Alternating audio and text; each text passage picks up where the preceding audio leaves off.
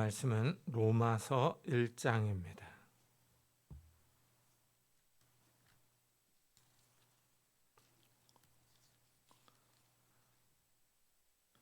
신약성경 239페이지입니다. 로마서 1장 16절 17절 두 구절이니까 우리 다 같이 읽도록 하겠습니다. 로마서 1장 16절 17절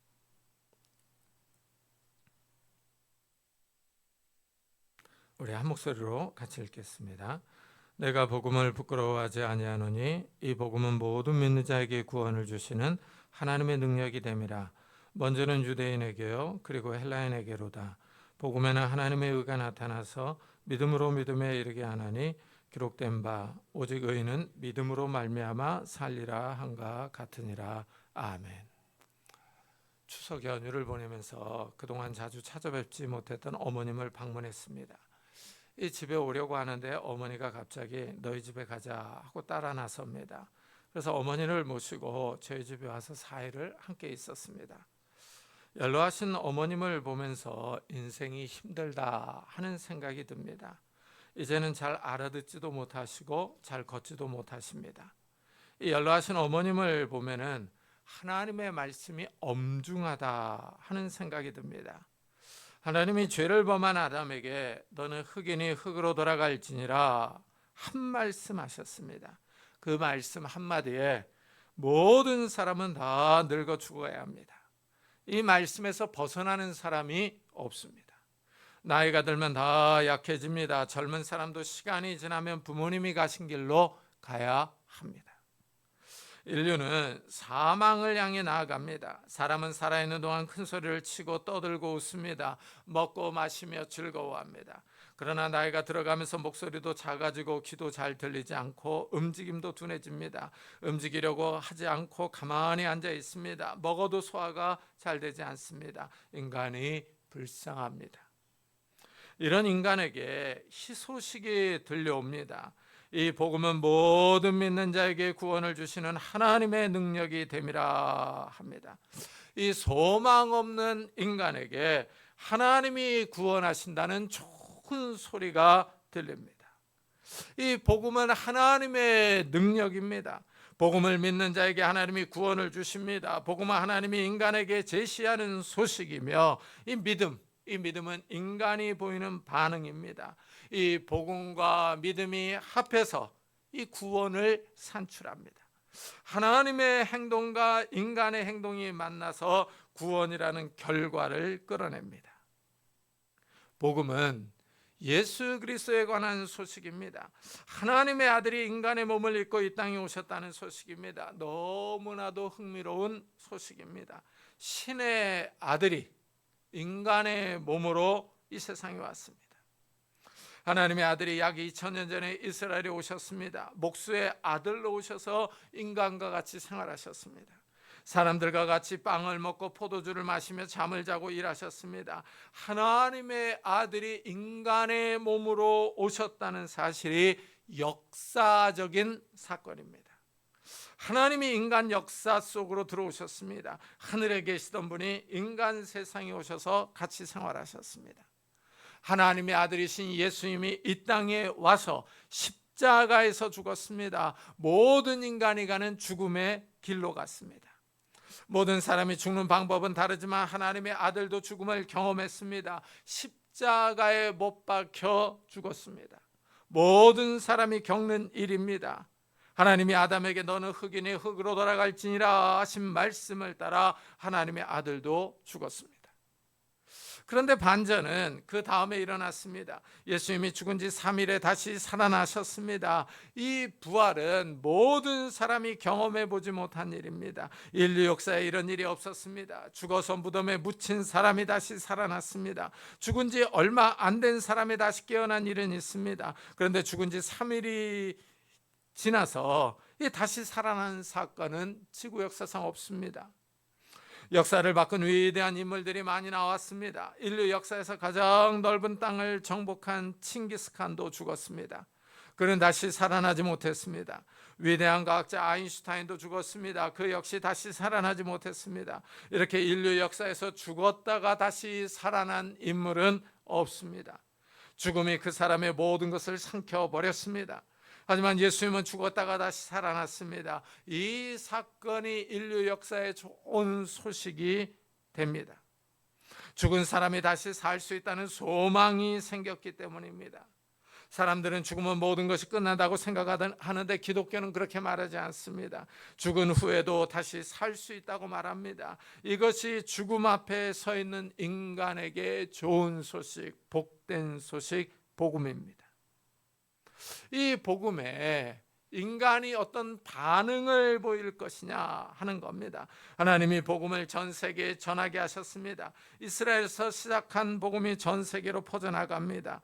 하나님이 사도 바울을 부르셔서 아시아와 유럽 지역에 복음을 전하게 하셨습니다. 사도 바울이 고생하면서 복음을 전하고 다녔습니다. 이 복음을 듣는 사람들이 어떤 반응을 보일 것이냐 하는 겁니다. 믿음은 이 복음의 내용을 인정하는 겁니다. 복음의 내용이 사실이라고 인정하고 받아들입니다. 예수님이 이 땅에 오셔서 죽고 3일에 다시 살아났다는 소식을 신뢰하고 믿는 겁니다. 이 믿음이 하나님과의 관계를 형성합니다.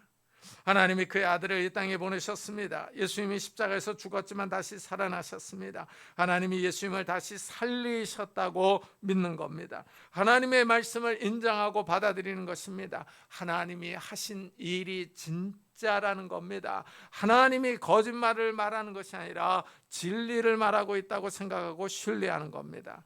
사람은 말씀을 믿는 믿음, 이 믿음을 통해서 하나님과의 인격적인 관계를 형성합니다. 하나님이 이 믿음을 보시고 귀하게 여기십니다. 하나님이 역사 속에서 하신 말과 행동이 진짜라고 인정해 주는 사람이 귀합니다. 하나님은 이런 사람에게 구원을 베푸십니다. 죄와 사망에서 영원한 심판과 저주로부터 구원해 주십니다. 예수님의 십자가 사건이 믿는 사람들의 죄를 용서해 줍니다. 예수님의 부활이 믿는 사람들에게 새 생명으로 역사합니다. 사람이 죄를 짓지 않으면 좋겠는데 이 죄를 짓습니다.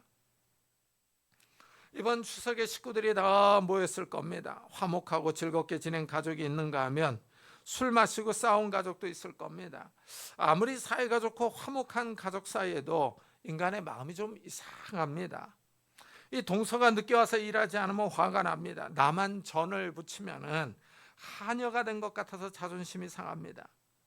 같이 식사하면서 덕담이 오고 갑니다. 형이 하는 사업이 잘 됩니다. 축하해 주면서도 마음 한구석에 비교의식이 있습니다. 형이 동생과 부모에게 잘합니다. 그런데 이상하게 속이 상합니다. 형이 잘 되는 것은 좋은데 나는 그렇지 못합니다. 형이 사업이 잘 된다고 말하는데 은근히 화가 납니다. 이 대화가 불편해서 자꾸 피하고 싶습니다. 식구들이 같이 이야기하면서 나한테 뭐라고 하지 않았는데 자격지심에 화가 납니다. 이 화가 나는 것은 형한테 화를 내는 것이 아니라 자신과 이 상황에 화가 나는 겁니다. 사람의 마음이 이상하게 꼬여 있습니다. 화가 나서 삐집니다. 괜히 말을 삐딱하게 하고 투덜거립니다. 빨리 이 어색한 자리가 끝났으면 하고 바랍니다. 사람이 행동으로 구체적인 죄를 짓지 않는다고 해서 죄가 없는 것은 아닙니다. 괜히 질투하고 시기합니다. 미워하고 화를 냅니다. 법이 없어도 살 것 같은 사람도 마음에서 일어나는 여러 가지 시기와 질투와 분노는 어떻게 볼 수가 없습니다. 사람에게 이 죄로 오염된 이 성향이 있습니다. 사람의 영혼이 전적으로 부패했습니다. 사람이 이상하게 죄를 짓습니다. 거짓말하고 미워합니다. 시기하고 질투하고 파당을 지어 상대를 모함하고 무너뜨리려고 합니다. 성경은 이런 죄의 싹을 사망으로 규정합니다. 사람이 죄를 짓습니다. 사람에게 사망이 온 이유입니다. 사람이 죽습니다. 죽음으로 모든 것이 끝나면 좋을 텐데 그렇지 않습니다. 죽음 후에 하나님의 심판이 있습니다. 사람은 이 마지막 심판에서 영원한 저주와 재앙을 받아 꺼지지 않는 유황불에 들어가야 합니다. 이런 상황에 있는 인간에게 복음이 전해지는 겁니다. 하나님의 아들이 십자가에서 우리 죄를 위하여 죽고 3일에 다시 살아났다는 말씀입니다. 이 사건을 믿는 사람들을 하나님이 인정해 주십니다. 믿는 사람들의 죄를 용서해 주시며 새 생명을 주셔서 구원으로 인도하십니다. 사망에서 생명으로, 어둠에서 빛으로, 하나님의 나라로 인도합니다. 이것이 하나님의 구원이며 능력입니다. 하나님의 능력을 잘 생각해 보십시오. 복음을 믿는 사람을 사망에서 생명으로 인도하십니다. 이 사망에서 생명으로 인도한다는 말은 우리가 죽지 않는다는 것은 아닙니다. 예수를 믿어도 죽습니다. 인간이 죄를 지었기 때문입니다. 최초의 사람 아담이 인간의 대표자로서 하나님의 명령을 어겼습니다. 그 결과로 모든 사람에게 죽음이 찾아왔습니다. 죽음은 하나님이 정해놓은 질서입니다. 신기하게 사람이 늙어서 죽습니다. 시간이 지나가면서 사람에게 노화와 질병이 생깁니다. 늙지 않으면 좋겠는데 사람이 자연스럽게 늙습니다. 노화와 함께 병이 생깁니다. 나이가 들면 다 약자가 됩니다. 젊었을 때는 뛰어다녔는데 나이가 들면 걷기도 힘들어집니다. 이 질서에서 벗어날 사람이 없습니다. 사람에게 육체적인 사망이 있습니다. 그런데 문제는 죽은 후입니다. 죽은 후에 예수님이 재림하시고 나면 하나님의 심판을 받아서 영원히 꺼지지 않는 유황불에 들어가서 고통을 받습니다. 성경은 이것을 둘째 사망이라고 말합니다. 예수님이 이 땅에 다시 오시면 죽은 사람이 다 살아나서 심판을 받아 영원한 고통에 들어갑니다. 하지만 감사하게도 이 죽음에서 벗어날 수 있는 희망의 소식이 전해집니다. 복음을 믿으면 하나님이 둘째 사망에서 구원해 주십니다. 복음에 하나님의 능력이 나타납니다. 마지막 심판과 영원한 죽음에서 벗어날 수 있습니다. 복음에 이런 하나님의 능력이 드러납니다. 하나님이 믿는 사람을 구원해 주십니다. 영혼을 구원하는 하나님의 능력입니다. 이래서 바울이 복음을 부끄러워하지 않습니다. 바울이 소아시아와 유럽의 복음을 전하러 다녔습니다. 외국인이 다른 나라에 가서 다른 민족에게 다른 종교를 전합니다. 받아들이는 사람도 있지만 거부하는 사람도 있습니다. 거부하는 방법이 아주 심합니다. 바울을 잡아서 때리고 옥에 가두고 죽이려고 합니다. 이런 거부는 우리나라에 복음이 처음 들어왔을 때도 있었습니다. 피부가 하얀 사람들이 조선에 들어와서 예수를 믿으라고 합니다. 서양신을 믿으라고 한다고 조선 사람들이 선교사들을 박해했습니다. 때리고 옥에 가두고 죽이기도 했습니다. 신기한 사실은 한국 기독교의 초기에 박해가 이렇게 심했는데도 선교사들이 많이 들어왔습니다. 바울은 이런 핍박을 받아도 복음을 부끄러워하지 않습니다. 복음을 믿는 사람들에게 하나님의 구원의 능력이 나타나기 때문입니다. 하나님의 능력은 믿는 사람에게 나타납니다. 그런데 이 믿는 사람은 누구든지 상관이 없습니다. 유대인이나 헬라인이나 관계가 없습니다. 여기서 헬라인은 이방인을 의미합니다. 구약시대에 하나님의 백성이 아니었던 사람들이었습니다. 이방인도 믿음으로 구원받을 수 있습니다. 여기에 의미가 있습니다. 신분과 인종의 차별이었기 때문입니다. 사람들이 타락해서 인종 차별을 합니다. 우리나라 사람들이 외국인에게 친절합니다. 그런데 가만히 보면 백인들에게는 아주 친절합니다. 그러나 동남아시아 사람이나 아프리카 사람을 차별합니다. 차별의 정도가 약해서 그렇지 은근히 차별합니다. 피부색을 가지고 차별하거나 국력으로 차별하기도 합니다. 잘 사는 나라 사람에게는 친절한데 못 사는 나라 사람들에게는 불친절합니다. 부로 사람을 차별합니다. 그래도 우리나라는 그나마 나은 편입니다. 일본이나 유럽에 가면 정말 차별이 심합니다. 서구 사회는 백인 우월주의가 아주 강합니다. 사람이 피부색으로 서로를 구별합니다. 그런데 하나님은 이런 피부색으로 구별하지 않습니다. 하나님은 아시아 사람이나 유럽 사람이나 아프리카 사람이나 차별하지 않습니다. 하나님은 인종과 민족으로 차별하지 않고 믿음으로 차별합니다. 믿음이 있느냐 없느냐 하는 기준으로 사람을 대하십니다. 우리나라는 학력이 중요합니다. 어느 학교를 나왔느냐를 따집니다. 이래서 좋은 대학에 들어가려고 어려서부터 경쟁이 치열합니다. 공부를 잘하면 대우를 받습니다. 그러나 공부를 못하면 뒷전입니다. 사람들이 공부를 잘하느냐 못하느냐로 차별합니다. 돈을 잘 버느냐 벌지 못하느냐, 잘생겼느냐 못생겼느냐로 차별합니다. 그러나 하나님은 공부와 돈, 미모로 사람을 차별하지 않습니다. 사람의 기준과 하나님의 기준이 다릅니다. 사람들은 피부색과 돈과 신분으로 차별하는데 하나님은 믿음으로 차별하십니다. 하나님이 제시하는 복음을 믿었느냐 믿지 않았느냐 하는 것으로 구별합니다. 인간의 차별은 무시와 구박으로 나타납니다. 하지만 하나님의 차별은 아주 심합니다. 영원한 복과 저주로 나타납니다. 오늘 말씀을 잘 생각해 보십시오. 내가 복음을 부끄러워하지 아니하노니 이 복음은 모든 믿는 자에게 구원을 주시는 하나님의 능력이 됨이라. 먼저는 유대인에게요 그리고 헬라인에게로다 하고 말합니다. 하나님은 모든 믿는 자에게 구원을 주실 것을 선언합니다. 믿음이 중요합니다. 믿는 사람에게 차별 없이 구원의 능력이 나타납니다.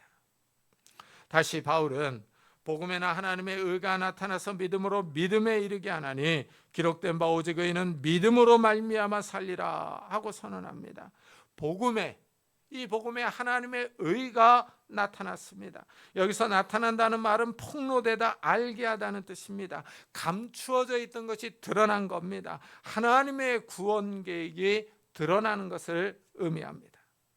복음에 하나님의 의가 드러났습니다. 복음은 위에서 말했듯이 하나님의 아들 예수 그리스도에 관한 소식입니다. 예수 그리스도에 관한 소식이 하나님의 의가 드러납니다. 이 의는 올바른, 옳은, 정의, 정당한 이런 뜻을 가지고 있습니다.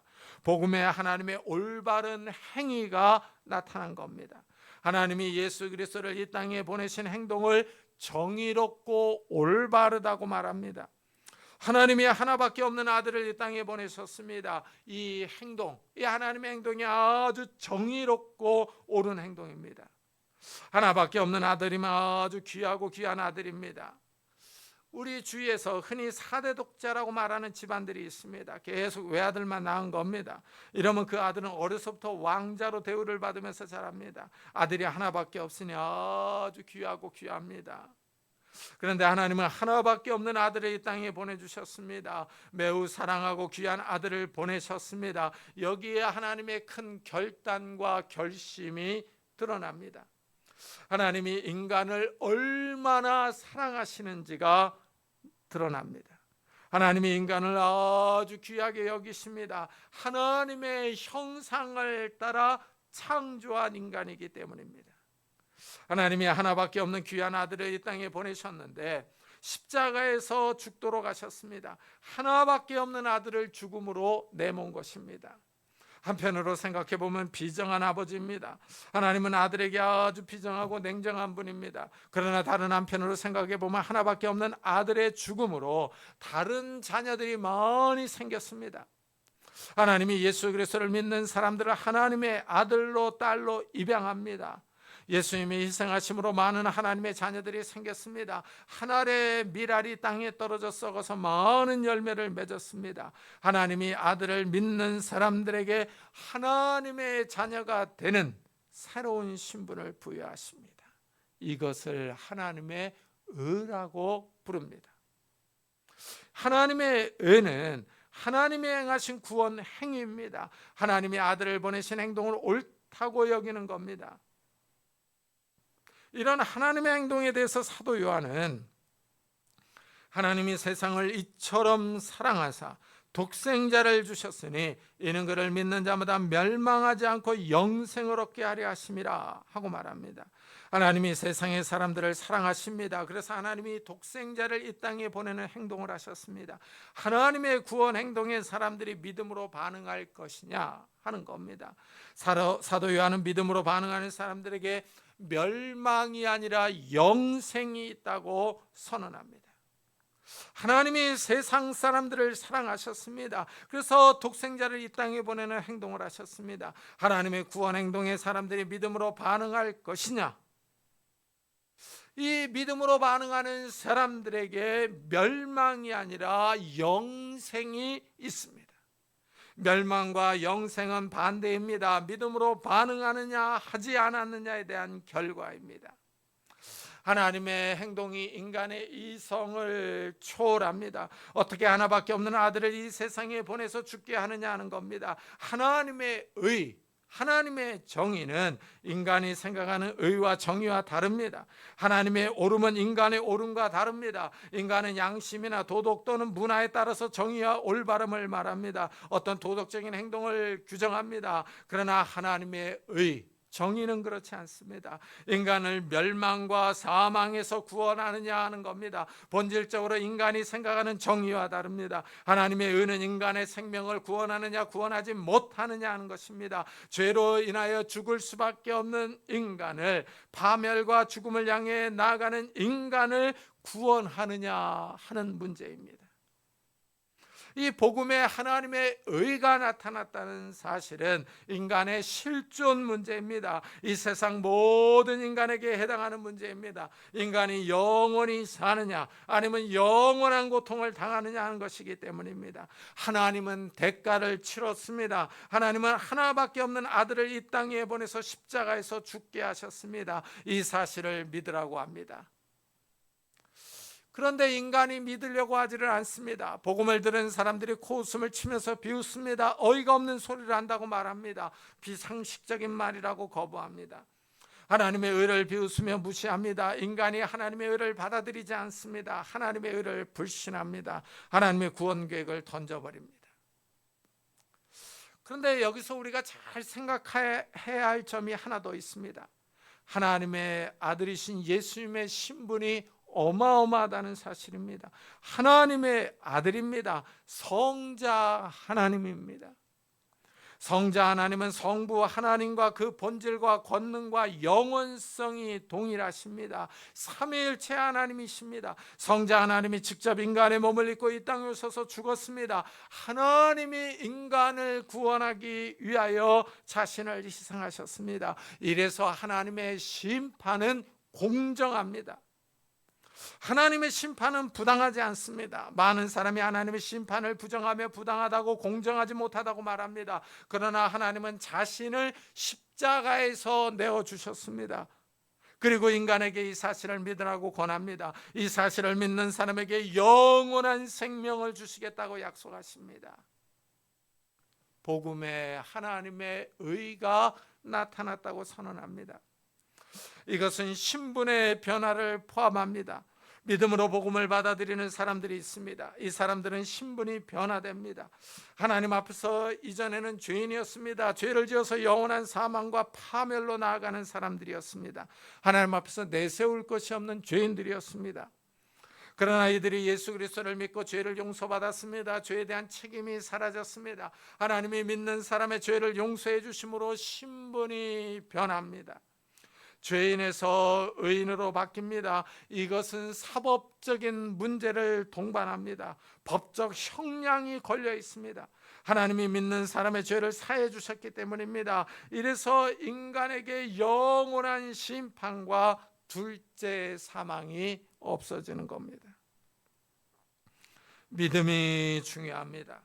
믿음은 하나님의 의에 대한 인간의 반응입니다. 하나님의 구원 계획이 담긴 복음에 대한 인간의 선택입니다. 바울은 믿음을 강조합니다. 오직 의인은 믿음으로 말미암아 살리라 하고 선포합니다. 이 선언이 아주 중요합니다. 왜냐하면 바울은 계속 의인이 없다고 모든 사람을 정죄했기 때문입니다. 바울은 시편을 인용하여 이렇게 선언합니다. 의인은 없나니 하나도 없으며 깨닫는 자도 없고 하나님을 찾는 자도 없고 다 치우쳐 함께 무익하게 되고 선을 행하는 자는 없나니 하나도 없도다. 여기서 의인은 없다고 말하는 것과 하나님을 찾는 자도 없다는 말이 연결되어 있습니다. 이래서 선을 행하는 자가 없습니다. 사람은 하나님을 찾아야 삽니다. 왜냐하면 하나님이 선하신 분이고 하나님께 생명이 있기 때문입니다. 하나님이 선하신 분이기에 하나님을 찾는 사람은 선을 추구합니다. 하나님 앞에서 선하고 의롭게 살려고 노력합니다. 그러나 바울은 하나님을 찾는 사람이 없다고 말합니다. 사람이 타락해서 하나님을 부인합니다. 하나님께 나아가려는 의지가 없습니다. 하나님 앞에서 의인이 없습니다. 의인이 한 사람도 없다고 선언합니다. 하나님 앞에서 죄를 짓지 않는 사람이 없다는 의미입니다. 하나님을 찾지 않고 하나님을 두려워하지 않기 때문입니다. 하나님을 두려워하며 하나님의 말씀을 지키며 살아갑니다. 하나님의 심판이 엄중하다는 사실을 알기 때문입니다. 그러나 이런 사실을 이해하는 사람이 없습니다. 하나님 앞에서 모든 사람이 죄를 범했습니다. 의인이 하나도 없습니다. 그러나 복음을 믿는 사람들은 사정이 다릅니다. 복음에 하나님의 의가 나타났기 때문입니다.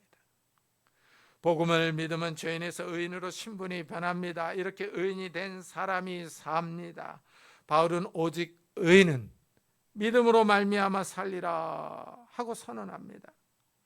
여기서 산다는 의미는 첫째, 영적으로 산다는 것입니다. 하나님을 떠난 사람은 육체적으로 살아있으나 영적으로 죽었습니다. 살아있으나 하나님을 떠났기 때문에 이미 죽었습니다. 아이러니합니다. 사람이 살아있어서 먹고 마시고 떠들고 즐거워합니다. 그러나 그 영혼은 이미 죽었습니다. 하나님이 없기 때문입니다. 그러나 예수를 믿는 사람은 영적으로 살아납니다. 바울은 에베소서에서 이렇게 말합니다. 그는 허물과 죄로 죽었던 너희를 살리셨도다. 사람이 예수를 믿기 전에는 육체로는 살아있지만 허물과 죄로 죽어 있었습니다. 영적으로 이미 죽은 상태입니다. 하나님을 떠난 사람들의 실제 모습입니다. 이 땅에서는 큰 소리치고 권세를 부리지만 이미 죽어 있습니다.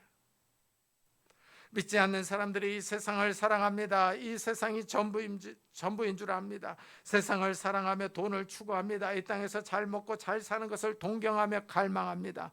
악한 영의 충동을 따라 살아갑니다. 악한 영이 믿지 않는 사람들의 마음에서 역사합니다. 타락한 욕망을 따라 살아가도록 부추기며 충동질합니다.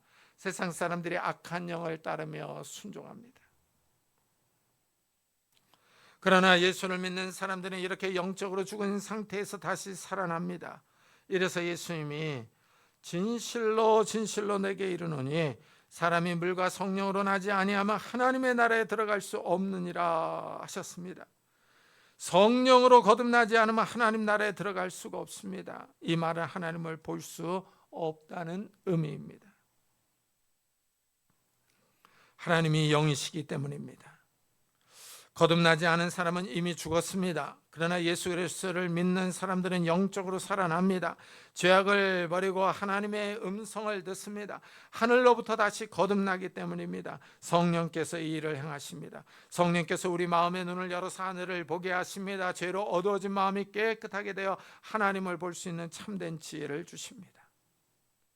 믿음으로 산다는 것은 둘째로 죽어도 다시 산다는 의미입니다. 인간은 다 죽어야 합니다. 아담이 하나님의 명령을 거역함으로 내려진 하나님의 심판입니다. 인간은 태어나자마자 죽음을 향해 달려갑니다. 마치 브레이크가 없는 기차와 같습니다. 단 한 시간도 멈추지 않고 나아갑니다. 시간이 얼마나 빨리 가는지 날아갑니다. 사람이 죽음을 향해 나아갑니다. 정해진 시간이 차면 사람은 죽습니다. 과학자들은 사람이 죽으면 고장난 컴퓨터와 같이 전원이 꺼진다고 말합니다. 그러나 하나님은 그렇게 말하지 않습니다. 하나님께 죄를 용서받은 사람들은 죽어도 다시 살아납니다. 믿음으로 다시 살아납니다. 예수님이 이 땅에 다시 오실 때 모든 사람이 다시 살아납니다. 이때 믿은 사람들은 부활의 몸으로 영원한 생명으로 나아갑니다. 다시는 썩지 않고 죽지 않는 몸으로 영생을 누립니다. 사도 바울은 복음에 하나님의 의가 나타난다고 선언합니다. 이 하나님의 의에 인간이 어떻게 반응할 것이냐 하는 겁니다. 믿음으로 반응하는 사람들이 삽니다. 오직 의인은 믿음으로 말미암아 살리라 합니다. 하나님의 의가 믿는 사람에게 덧입혀집니다. 하나님이 믿음을 보시고 죄인을 의인으로 인정해 주십니다. 법적으로 의롭게 되어서 죄에 대한 책임을 면제받습니다. 죄책이 없어지는 겁니다. 하나님의 말씀에 하나님의 의가, 정의가 드러났습니다. 이 복음의 말씀에 믿음으로 계속 반응하는 성도님들이 되시기를 예수 그리스도의 이름으로 축복합니다. 기도하겠습니다. 우리 한번 들은 말씀을 생각하면서 오직 의인은 믿음으로 말미암아 살리라 라고 말씀하셨는데, 우리가 이 하나님의 의를 붙잡고 믿음으로 살아가게 해달라고, 남은 여생도 하나님만을 바라보게 해달라고, 이런 믿음을, 이런 복을 우리 가족 식구들에게도 허락해달라고 우리 한번 같이 기도하도록 하겠습니다. 하나님 아버지, 감사를 드립니다. 오늘 저희들